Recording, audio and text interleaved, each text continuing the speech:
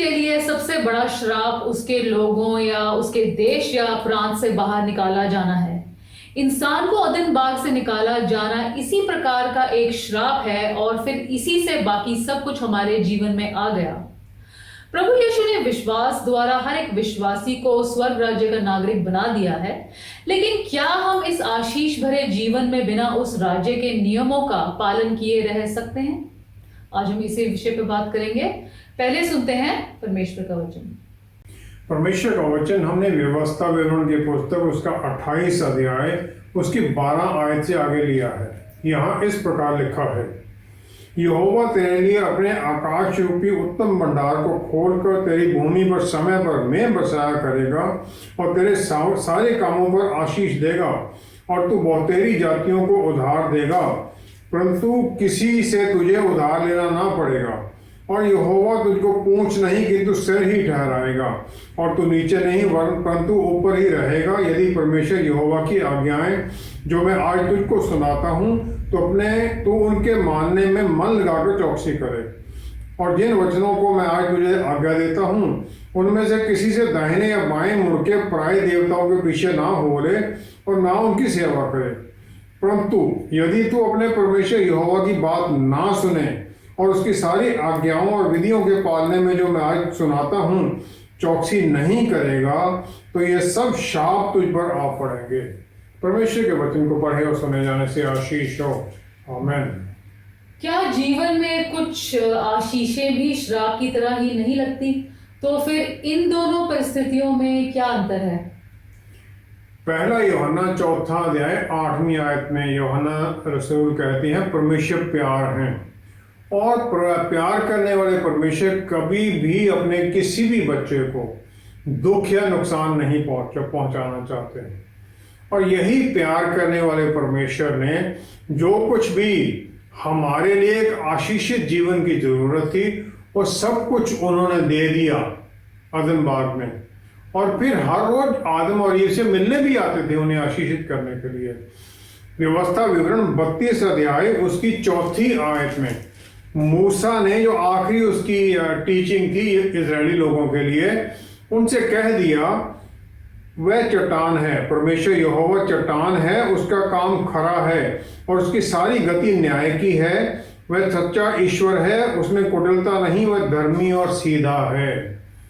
और क्योंकि परमेश्वर धर्मी है तो वो किसी भी तरह के पाप को या उनकी आज्ञा को ना मानने को भी नजरअंदाज नहीं कर सकते हैं और ना ही वो अपनी इन मूल्यों के ऊपर किसी भी तरह का कॉम्प्रोमाइज कर सकते हैं। परमेश्वर ने आदम और ईव को हर चीज पर अधिकार दे दिया, लेकिन उन्होंने वही अधिकार शैतान की आज्ञा मानकर उसे वो अधिकार सौंप दिया और जिस परमेश्वर ने उन्हें बनाया था, जो सब कुछ दिया था, उससे उन्होंने मुंह फेर लिया। और इस प्रकार आदमी का जो आत्मा था उसका परमेश्वर से संपर्क टूट गया और जो आदमी का प्राण था, उसका सोल था, वो शैतान के अधिकार में चला गया, क्योंकि आत्मा पर शैतान कंट्रोल नहीं कर सकता है, उसकी सोल पर अधिकार चला गया। अब श्राप है चाहे जो कि शैतान की तरफ से आता है और आशीष है जो परमेश्वर की तरफ से आती है, दोनों आत्मिक हैं और दोनों ही सुपर नेचुरल हैं, नेचुरल नहीं है, इस दुनिया के उसमें दिखाई नहीं देती हैं और ना इस फिनोमिना को हम पूरी तरह समझ सकते हैं, इसे पहचान भी नहीं सकते कैसे होता है ये। हम जो दिखाई देता है हम उस पर ब्लेम करते रहते हैं, जो हमें नहीं दिखाई देता हमारे भीतर काम कर रहा है वो हमारे शरीर में जगह बदलता रहता है और तरह तरह से हमें दुख पहुंचाता रहता है और लगातार ये होता रहता है। इस प्रकार चाहे आशीष है चाहे श्राप है, दोनों के दोनों सुपर नेचुरल पावर, किसी सुपर नेचुरल शक्ति के द्वारा होते हैं, चाहे वो अच्छाई के लिए हो चाहे बुराई के लिए हो। और जब तक उसकी जड़ को नहीं छुआ जाता, उसकी जड़ को नहीं काटा जाता है, उसे नष्ट नहीं किया जाता है, ये बार बार किसी ना किसी तरह से निकलकर पीढ़ी दर पीढ़ी आते रहते हैं और तकलीफ देते रहते हैं। और वैज्ञानिकों ने इसे डीएनए की चेंजेस में कर दिया कि शरीर के अंदर लहू में जो डीएनए होता है उसमें चेंज आ जाती है और इसके कारण जो माता पिता में जैसे बीमारी हो तो अगली पीढ़ी में वो आने का काफी, अगर माता पिता दोनों को है तो आएगी ही आएगी, ये माना जाता है। अगर एक को है तो 50% चांस हो जाता है। तो दोनों श्राप और आशीषें हमारे अपने कामों का रिजल्ट हैं, जो कि हमारे पूर्वजों ने किए या हमने किए। व्यवस्था विवरण 28 में पहली 14 जो आयतें हैं उनमें डिटेल दी गई हैं आशीषों की। उसके बाद में 154 वर्सेस हैं जिसमें श्राप दिए गए हैं कि इस प्रकार श्राप आएंगे अगर तुम आज्ञा नहीं मानोगे। आशीष और श्राप के साइन क्या हैं, किस प्रकार हम पहचान सकते हैं ये आशीषित है और ये क्या, ये श्रापित है। सबसे पहला है जो आशीषित है उसे ऊपर उठाया जाता है, परमेश्वर उसे ऊपर उठाते हैं, उसकी प्रतिष्ठा होती रहती है, वो तरक्की पाता रहता है। जो श्रापित है उसे हर वक्त नीचा ही देखना पड़ता है, ह्यूमिलिएशन होती है, उसकी तरक्की नहीं होती, किसी ना किसी कारण से उसके काम रुकते रहते हैं। दूसरा है उसके परिवार में लोग रिप्रोडक्टिव होते हैं, अच्छा काम, रिजल्ट अच्छे निकलते हैं, फ्रूटफुल होते हैं, शादियां ठीक होती हैं और बच्चे आगे होते रहते हैं। जो श्रापित है उसमें शादियां टूट जाती हैं और वहां पर बच्चे भी नहीं होते। तीसरा है जो आशीषित है वो सेहत उसकी ठीक रहती, बीमारियां कम होती हैं, अगर कोई छोटी मोटी कोई बीमारी होगी ऐसी कोई सीरियस बीमारी नहीं होती है। लेकिन जो श्रापित है उसको या उसके परिवार में किसी ना किसी को तरह तरह की बीमारियां होती ही रहती हैं, थोड़ा मौसम बदला कुछ ना कुछ हो गया। चौथा है जो आशीषित है उसके घर में प्रॉस्पेरिटी होती है, सफलता होती है, धन दौलत होती है, हर तरह से तरक्की पाता है, वो घर बाहर जो भी चीज खरीदता है उसमें भी वो कमाता है। जो श्रापित है उसमें पॉवर्टी है, गुर्बत है। गरीबी और गुर्बत में फर्क है। गरीबी है कि जो गरीब है पैसे नहीं है, गुर्बत है जिसका कोई सक्सेस ही नहीं होती, हर तरह से फेल है, वो फेल होता रहता है। पांचवा है जो आशीषित है वो जय पाता है, परिस्थितियों पर जय पाकर चलता है, और जो श्रापित है वो हर जगह हारता ही है, चाहे कुछ भी वो करे उसमें उसका पतन होना है। छठा है जो आशीषित है उसे परमेश्वर सिर बनाते हैं, पूंछ नहीं, है उनका वायदा है।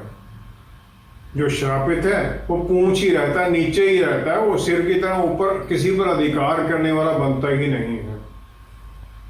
सातवां है जो आशीषित है वो ऊपर होता है, जैसे ऑफिसर है या इंचार्ज या उस प्रकार होता है, जो दूसरे उसके नीचे काम करने वाले होते हैं।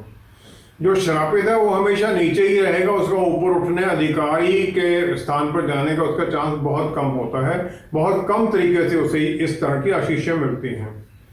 और इस प्रकार जो परिस्थितियां हैं जो ऊपर अभी हमने देखी हैं वो दूसरों के द्वारा कंट्रोल्ड हैं, जो श्रापित है। और जो लास्ट दो पॉइंट हैं, जो सिर बनाना और ऊपर रहना, वो क्या हम दूसरों के अधिकार में चल रहे हैं या हम दूसरों के ऊपर अधिकार बनाए हुए हैं? क्या हम परिस्थितियों पर अधिकार में चल रहे हैं या हम परिस्थितियों के दबाव में चल रहे हैं? ये फर्क है छठे और सातवें पॉइंट में। जो श्राप है ये आशीष का दूसरा तरफ है, दूसरा पहलू है। पहले पुराने नियम में एक बड़े परिवार को एक आशीष के तौर पर माना जाता था, लेकिन आज के दौर में अगर किसी के बच्चे बहुत ज्यादा हों तो उसे श्रापित माना जाता है। तो किसी के जीवन में जब आशीषें आती हैं तो ये बड़ी आसानी से पहचानी जा सकती हैं। उत्पत्ति 39 की दूसरी आयत, यूसुफ अपने मिस्री स्वामी के घर में रहता था और यहोवा उसके संग था, इसलिए वह भाग्यवान पुरुष हो गया। The Lord was with Joseph and he was successful man. परमेश्वर यूसुफ के साथ थे, वो सफल होता रहा। और ये उसका उस समय का काम है जब वो दास था पोतीफर के घर में, बाद में जेल में था तब भी वहां सफल था वो। तो किसी के जीवन में श्राप होने का जो लक्षण क्या है? पहला है उसके जीवन में इमोशनल और मेंटल ब्रेकडाउन होते रहते हैं, इमोशनली वो अनस्टेबल ही रहता है, कुछ भी बात हुई उसने भड़क जाना है, दिमागी संतुलन उसका खराब ही रहता है। और अगर ये कि पीढ़ी दर पीढ़ी चल रहा है, उसके भाई बहन में किसी में या माता पिता कहीं ना कहीं उसमें भी चल रहा हो, तो ये श्रापित है। दूसरा है बीमारियां तरह तरह के होते ही रहना, और ऐसी बीमारियां जिनको डॉक्टर को बता ही ना सके कि भाई इसका कारण कुछ नहीं पता चल रहा, टेस्ट सब नॉर्मल आ रहे हैं लेकिन बीमारी है। तीसरा है औरत की जो सेहत के इश्यू होते हैं, मिसकैरेज हो जाना, बांझ हो जाना, या माहवारी की जो परेशानियां वो होती रहना, ये भी श्रापित कारण से होता है अगर लगातार होती रहे। चौथा है शादियां टूट जाना और हर तरह के रिश्ते जो हैं, परिवार के रिश्ते जो हैं, उनमें हर वक्त झगड़ा ही होता रहना, जो ऐसी परेशानियां, वहां भी श्राप काम करता है। पांचवा है जहां पर के धन दौलत की कमी हो, हर वक्त जितने मर्जी पैसे हो कमी ही रहती है। ये गरीबी नहीं है, क्योंकि गरीबी की परिस्थिति से, गरीबी रेखा से आदमी मेहनत करके ऊपर निकल सकता है, लेकिन जहां ये कमी है, जो शराब की कमी है, वो कभी भी, चाहे उसके पास 10,000 है तब भी कमी है, 10 लाख है तब भी उसके पास कमी ही होगी, उसके पास कभी भी सफिशिएंट नहीं होता है। छठा है उसके एक्सीडेंट होते रहते हैं, सामने सड़क पर चल रहा है, गिर के उसका हाथ टूट गया, नॉर्मल हालत में चल रहा है, स्लिप कर गया, एक्सीडेंट होते रहना, कुछ ना कुछ ऐसे उल्टा सीधा होते रहना।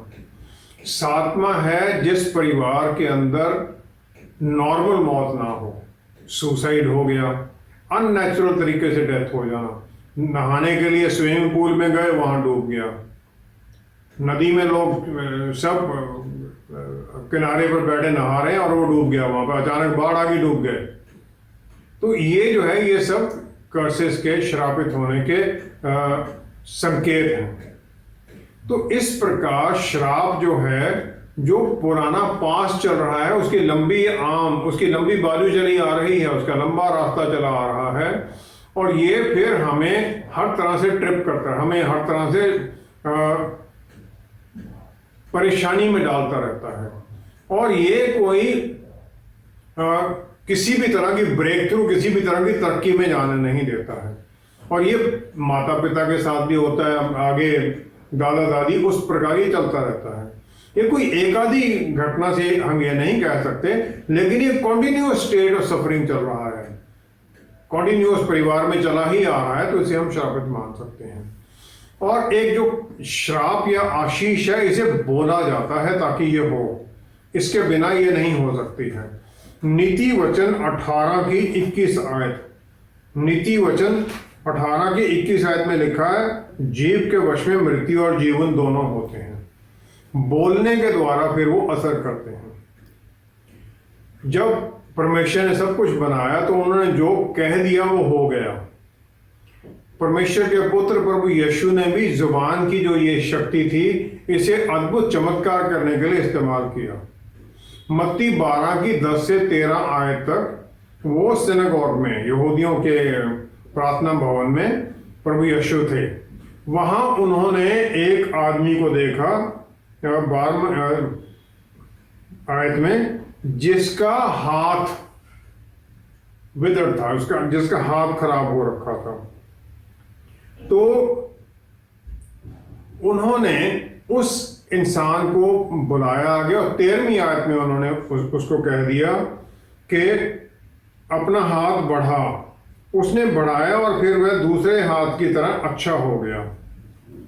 उन्होंने आज्ञा दी, हाथ बढ़ा।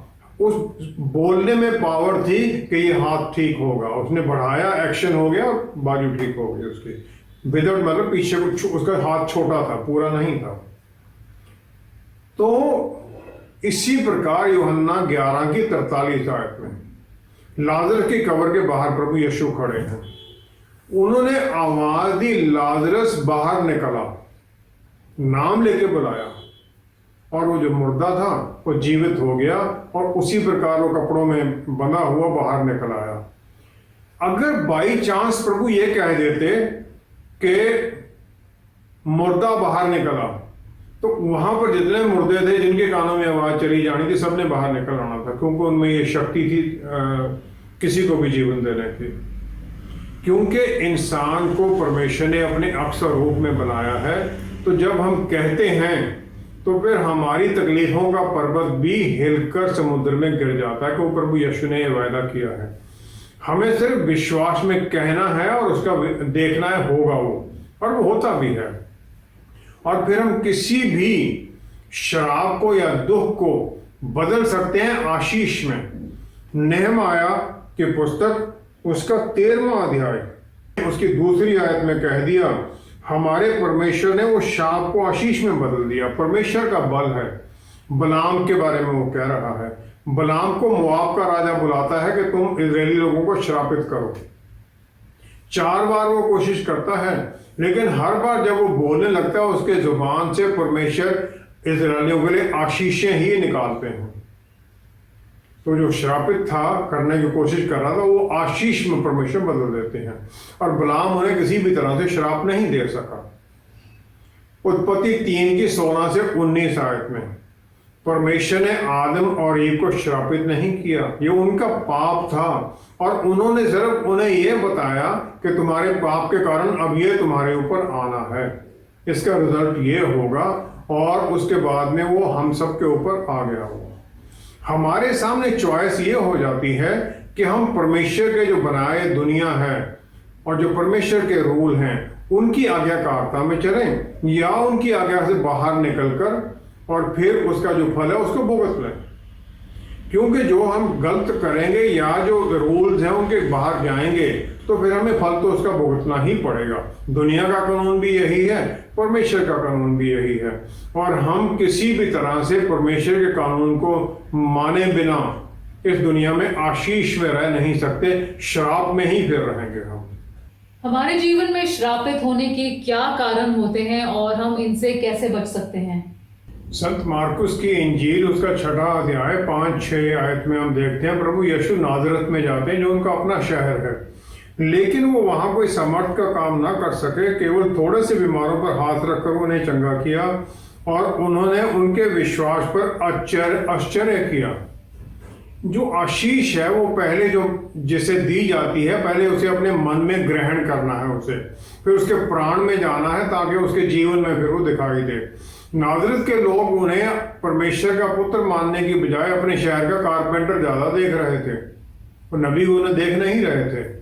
नीति वचन 26 की दूसरी आयत में इसी प्रकार शराब भी हमें डिजर्व करना पड़ता है। लिखा है, जैसे गौरैया घूमते घूमते और सूप बनी उड़ते उड़ते नहीं बैठती, वैसे ही व्यर्थ श्राप नहीं पड़ता। व्यर्थ में कोई श्राप हमारे ऊपर नहीं उतरता है। तो उत्पत्ति 3 की 13 से 19वीं आयत तक जब परमेश्वर ने औरत से पूछा तुमने ये क्या कर दिया, तो ये नहीं था कि तुमने क्या किया वो पूछना चाहते थे, लेकिन उनके मन का दर्द था, क्योंकि उन्हें पता था कि इसके कारण क्या होने वाला है।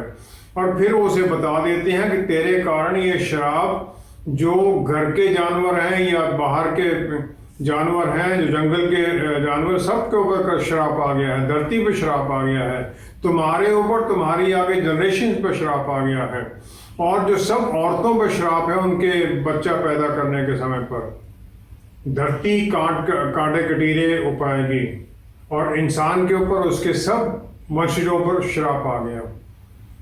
जो उनके पाप के द्वारा श्राप था वो बगैर किसी कॉन्सेंट के, क्योंकि डिजर्व था, वो उतर आया उनके ऊपर।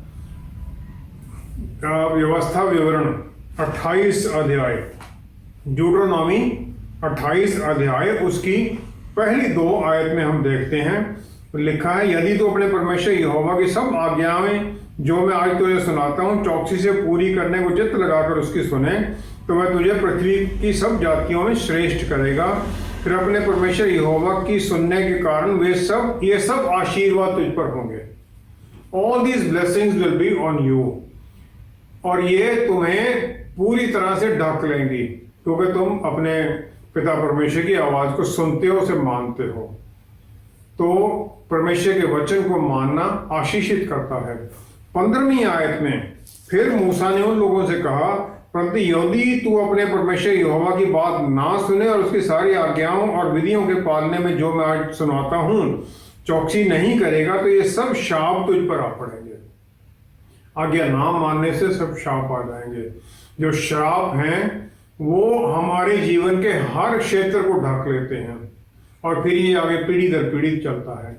निर्गमन 20 की 3 से 5वीं आयत तक जो पहली 2 आज्ञाएं हैं उसमें परमेश्वर ने कहा है, निर्गमन 20 तू मुझे छोड़ दूसरों को ईश्वर करके ना मानना, तो तू उनको दंडवत ना करना, किसी और को परमेश्वर मत मानना। एलोहिम और यहोवा ये तुम्हारे कॉवेनेंट क्रिएटर और कॉवेनेंट वाले परमेश्वर है, इनकी आराधना करना। और इसका कुछ भी तुम उल्लंघन करोगे तो श्रापित होगे। जैसे कि किसी एस्ट्रोलॉजर के पास जाना पूछने के लिए, फॉर्च्यून टेलर के पास जाना, ये इसका वायलेशन है, क्योंकि हम परमेश्वर के ऊपर निर्भर होने के बजाय उनके तरफ निर्भर होने लग जाते हैं। इसी प्रकार उसकी 12 और 16वीं 17वीं आयत में माता पिता की आज्ञा ना मानना, उनका अनादर करना। वो कहते हैं अगर तू माता पिता का आदर करना जिससे तू बहुत दिन तक रहने पाए, तेरी उम्र लंबी हो जाए। अफसियों की पुस्तक 6वां अध्याय 2-3 आयत में पौलुस रसूल ने भी यही कहा कि तुम माता पिता की आज्ञा मानना ताकि तुम्हारे साथ सब कुछ भला ही होता रहे। जो तीसरा रीजन है श्राप का, वो है दूसरों को धोखा देना, किसी के खिलाफ गलत गवाही देना। यहीं फिर अगली आज्ञा है, तू किसी के विरुद्ध, नेबर के विरुद्ध झूठी गवाही ना देना, तू उसके घर का लालच ना करना, उसकी स्त्री का लालच ना करना, और किसी के दास दासी या बैल जो भी उसका उसके लालच मत करना तो नहीं तो श्रापित होगा। चौथा है नीति वचन 31 अध्याय उसकी 9वीं आयत, अपना मुंह खोला धर्म से न्याय कर और दीन दरिद्रों का न्याय कर। जो दीन हैं, जो अपनी रक्षा नहीं कर सकते हैं, उनका न्याय कर, उनके ऊपर धर्मी काम कर। इसको ना करने से भी श्राप आता है। अबॉर्शन के द्वारा भी श्राप है, क्योंकि जो बच्चा पेट में है और डिफेंसलेस है, उसको अपनी रक्षा नहीं कर सकता है। जो ये करते हैं वो भी श्रापित हो जाते हैं, उनकी पीढ़ियां आगे श्रापित होने लग जाती हैं। 5वां है लेवी व्यवस्था 18 अध्याय 6 से 20 आयत तक। ये सब वर्जित हैं। परमेश्वर ने वहां डिटेल में सब लिख रखा है कि कौन कौन क्या क्या वर्जित है। उत्पत्ति 12 की 3 आयत में अब्राहम और उसके जो लोग थे, उसके वंशज थे, वो आशीषित थे। उन्होंने कहा जो तुझे आशीष देंगे मैं उन्हें आशीष दूंगा, जो तुम्हें श्राप देंगे मैं उन्हें श्रापित कर दूंगा। और इजरायली लोग और हम सब विश्वासी उस अब्राहम की कॉवेनेंट के अंदर हम भी सुरक्षित हैं।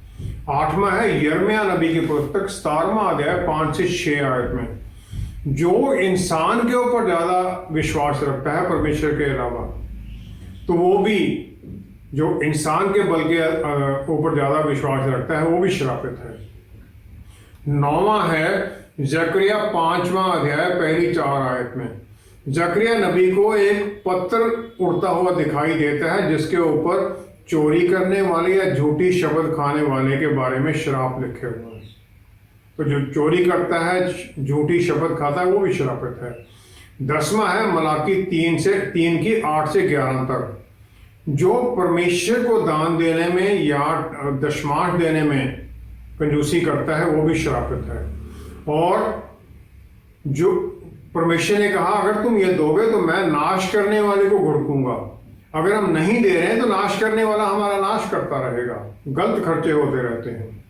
11वां है याकूब की पुस्तक 3 अध्याय 14-15 आयत में।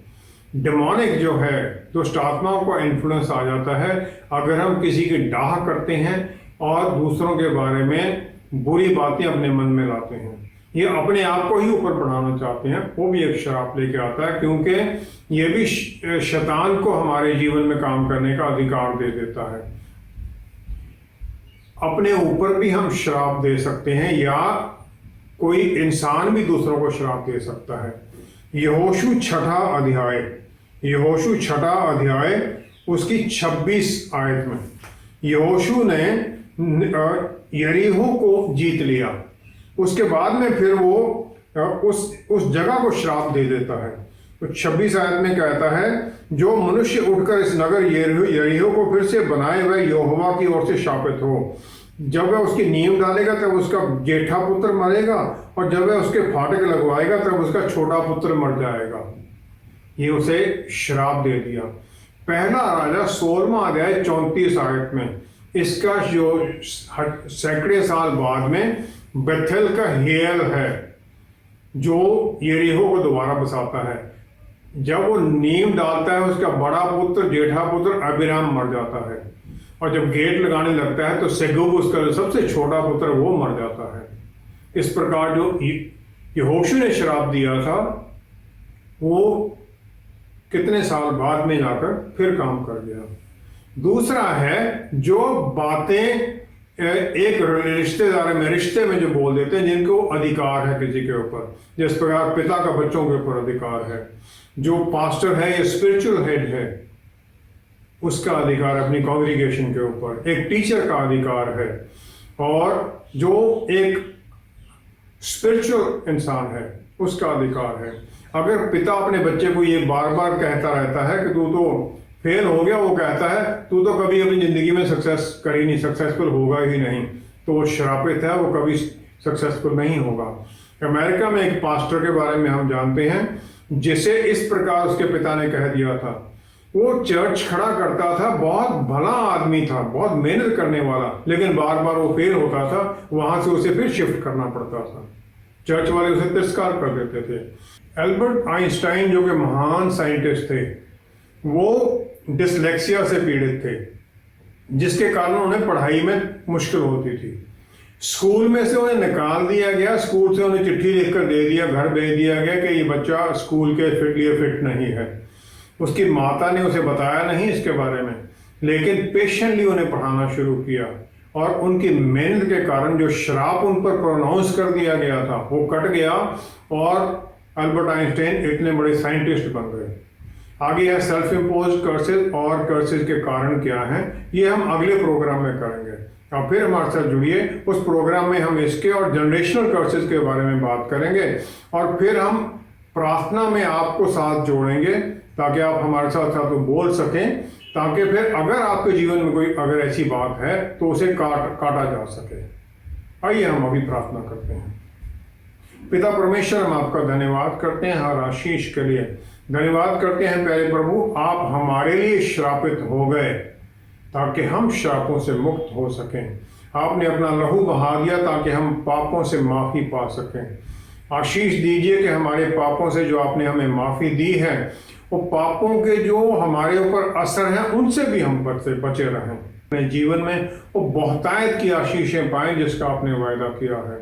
प्यारे प्रभु, जितने लोग हम जुड़े हुए हैं इस प्रोग्राम के द्वारा, हम सब पर आपका आशीष भरा हाथ, हमारे परिवारों पर आपका आशीष भरा हाथ बना रहे, आपका मुंह हमारे ऊपर चमकता रहे, और हमारे द्वारा आपको, हमारी गवाही के द्वारा आपको, पिता परमेश्वर को, पवित्र आत्मा परमेश्वर को महिमा मिलती रहे। पिता परमेश्वर सब कुछ प्रभु यीशु के पवित्र नाम में मांगते हैं। आमेन, आमेन, आमेन। प्रभु यीशु इस दुनिया में आए ताकि हम हर तरह की गुलामी से छुटकारा पा सकें, क्योंकि श्राप भी एक गुलामी ही है। इसलिए विश्वास के द्वारा जब हम उनके सामने अपने पापों को स्वीकार करके उनके लिए क्षमा मांगते हैं, तो प्रभु के अनुग्रह के द्वारा हम इससे मुक्ति पा लेते हैं। पीढ़ियों तक श्रापित होना और इस सब से मुक्ति का सही तरीके के बारे में हम अगले प्रोग्राम में बात करेंगे। हमारे साथ दोबारा जुड़ने के लिए आपका बहुत बहुत धन्यवाद। See you next time. Stay blessed. Shalom.